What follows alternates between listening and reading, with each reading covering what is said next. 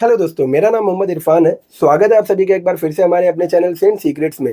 दोस्तों, आज इस वीडियो में हम पेरिस कॉर्नर एमिर के साइड से आने वाली एक काफ़ी प्यारी फ्रेग्रेंस के बारे में बात करने वाले हैं, जिसका नाम है योर ड्रग्ड।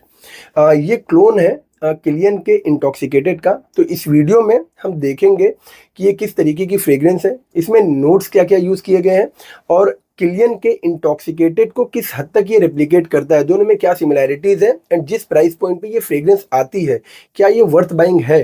तो चलिए वीडियो को स्टार्ट करते हैं।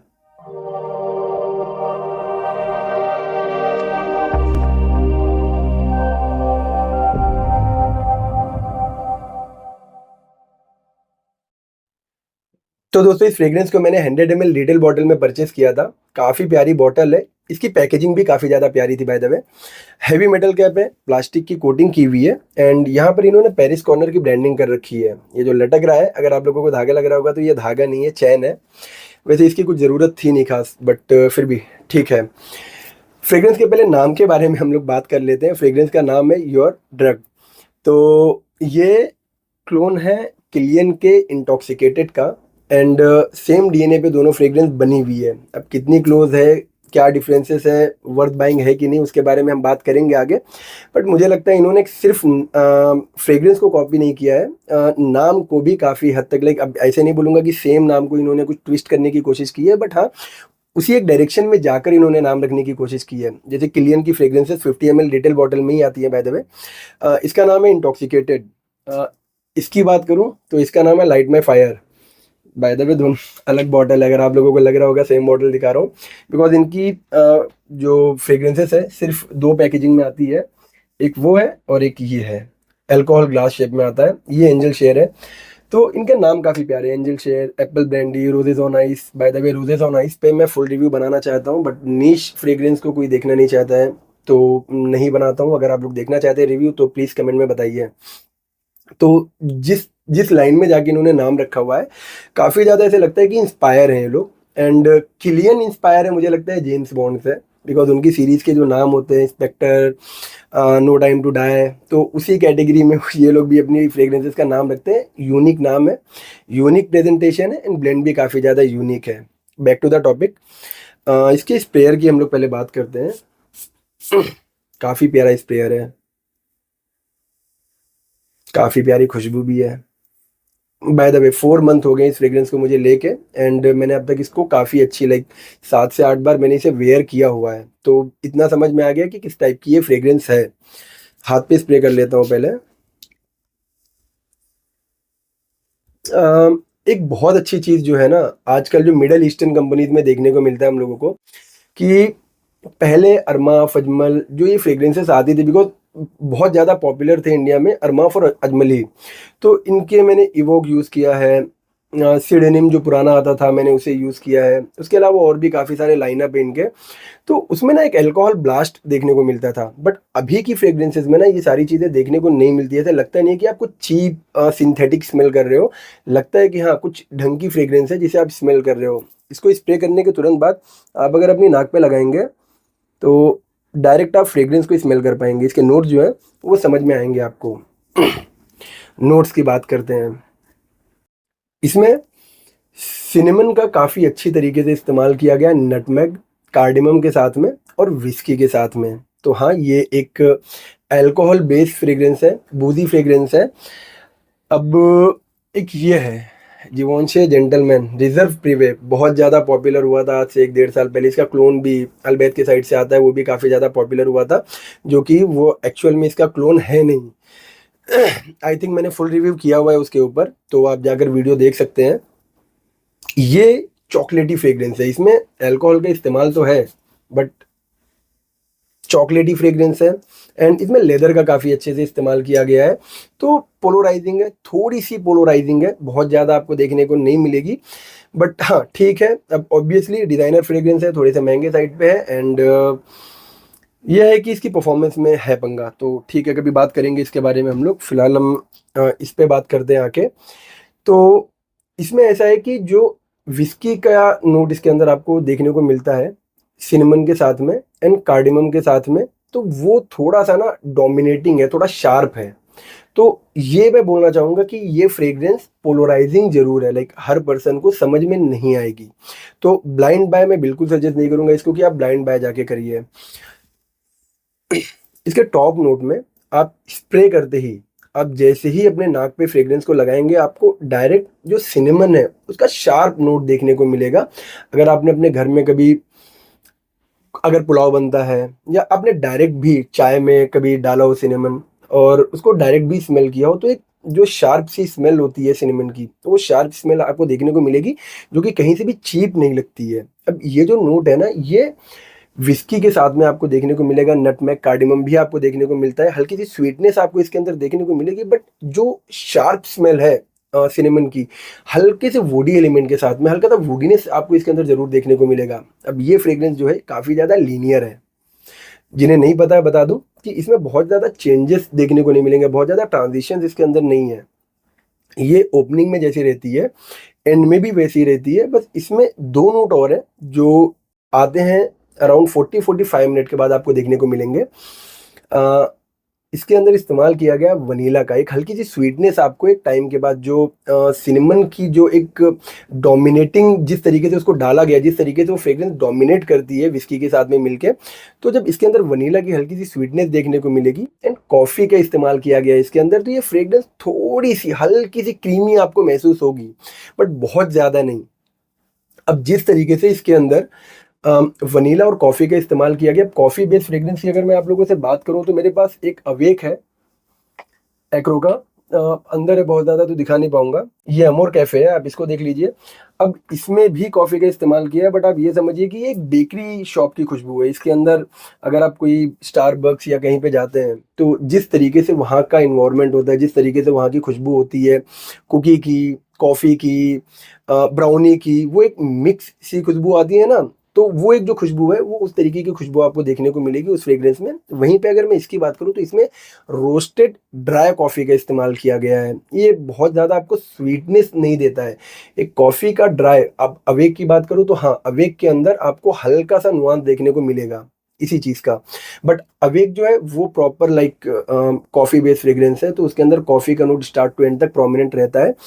इसके अंदर आपको महसूस होता है 40-45 मिनट के बाद, बट वो फिर एंड तक रहता है, देखने को मिलेगा आप लोगों को। बट जो वो कॉफ़ी का नोट है ना, वो विस्की के साथ में देखने को मिलता है, बिकॉज विस्की इसके अंदर प्रोमिनेंट है स्टार्ट टू एंड तक। एंड हल्का सा अगर आप मेच्योर हैं या फिर अगर आप मसालों को भी समझते हैं, तो पहला स्प्रे करने के बाद ही आपको ये समझ में आ जाएगा कि ये जो फ्रेग्रेंस है, इसके अंदर जो सिनेमन जिस तरीके से यूज़ किया गया है, वो एक गरम मसाले की तरह जो खुशबू होती है वो देता है, ज़रूर देता है।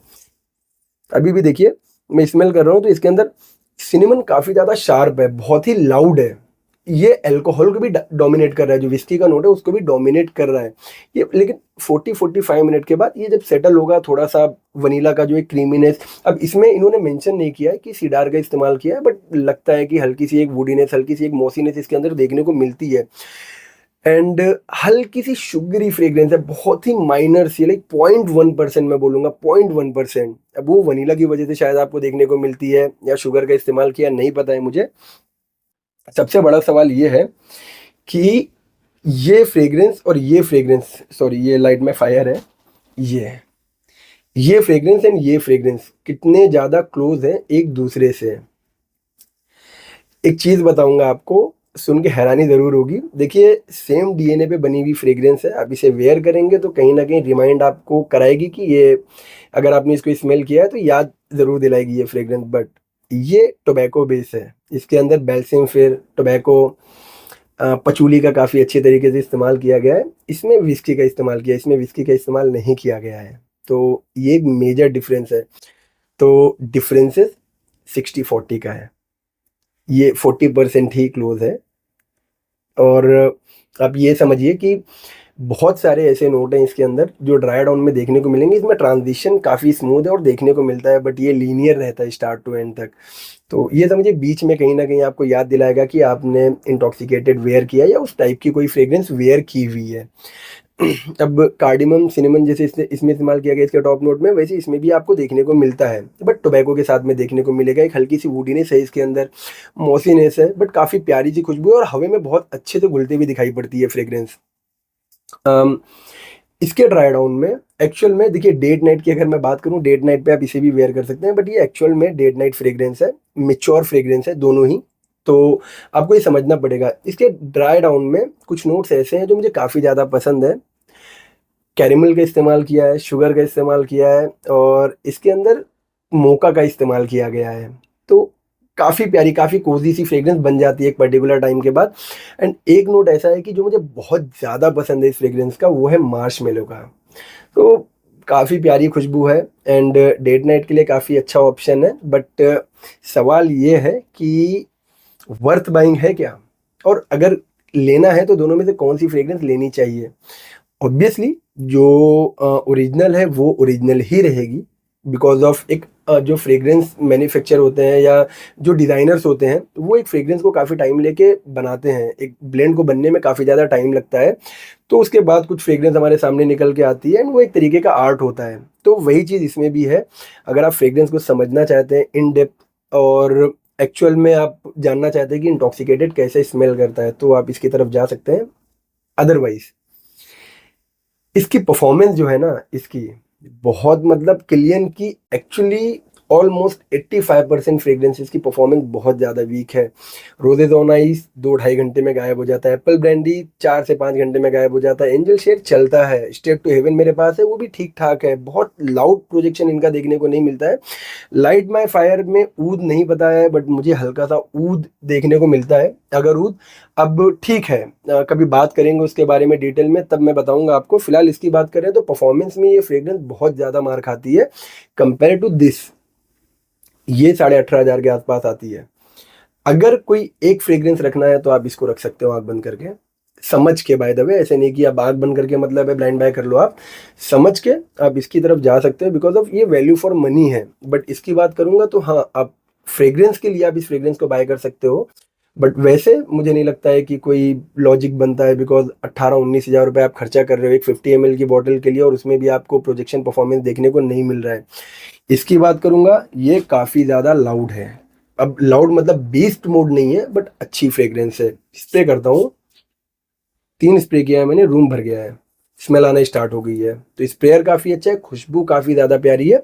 आपको ये समझना पड़ेगा कि हाँ, हल्की सी गरम मसाले की वो खुशबू जो होती है, एक शार्पनेस वो देखने को मिलेगी। अब गरम मसाला मतलब ये नहीं कि सारे ही मसाले मिक्स करके जो गरम मसाला बनता है उसकी खुशबू आ रही है, नहीं, वैसा नहीं है। सिनेमन, कार्डिमम, नटमेग, खास करके सिनेमन डोमिनेटिंग है काफ़ी ज़्यादा, विस्की के साथ में देखने को मिलता है आपको। तो वो समझिए, कॉफ़ी बेस्ड फ्रेग्रेंस है। 40-45 मिनट के बाद हल्का सा दबता हुआ देखने को मिलेगा सिनेमन, कार्डिमम, और जो कॉफ़ी है वो प्रोमिनेंट हो जाता है वनीला के साथ में। तो हल्की सी क्रीमीनेस, हल्की सी स्वीटनेस आपको देखने को मिलेगी इस फ्रेग्रेंस के अंदर, जो स्टार्ट टू एंड तक फिर रहती है। प्रोजेक्शन की बात करते हैं।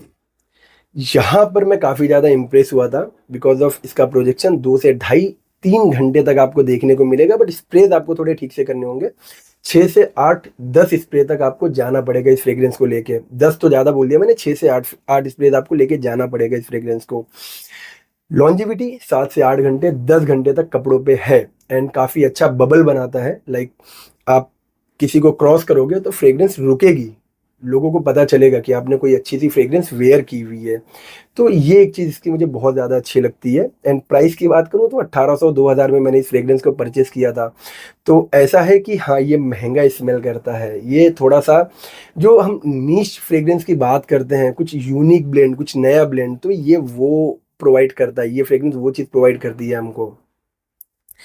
सबके लिए नहीं है, इंटॉक्सिकेटेड भी और ये भी पोलराइजिंग है।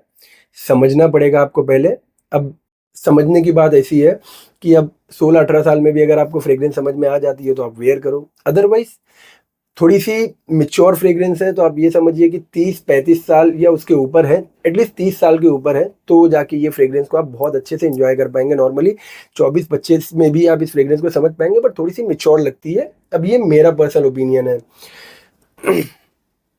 अब आप ये समझिए कि कहाँ पर आप इसे वेयर कर सकते हैं। अब डेट नाइट के लिए अगर आप देख रहे हैं, तो अगर बंदी को फ्रेग्रेंस समझ में आती है, स्मेल समझ में आती है, तो ऑब्वियसली अप्रिशिएट करेगी। हो सकता है कॉम्प्लीमेंट भी मिल जाए, बट एटलीस्ट 30 मिनट पहले, 25 से 30 मिनट पहले स्प्रे करके जाना, बिकॉज ऑफ स्टार्टिंग में थोड़ा सा नाक में घुसती है ये। तो 30-35 मिनट के बाद सेटल डाउन होगी, देन फिर धीरे से आपको वो कॉफ़ी का एंड वनीला का नोट जो एम्प्ट होता हुआ दिखाई पड़ेगा, वो फिर रहता है स्टार्ट टू एंड तक, तो वो काफ़ी प्यारा लगता है। तो डेट नाइट के लिए अच्छा ऑप्शन है, बट अगर गर्लफ्रेंड को फ्रेग्रेंस नहीं समझ में आती है या पहली बार डेट पे जा रहे हो तो रिस्क मत लेना, स्टार्टर ऑर्डर करने के पहले ही भाग जाएगी नहीं तो लड़की।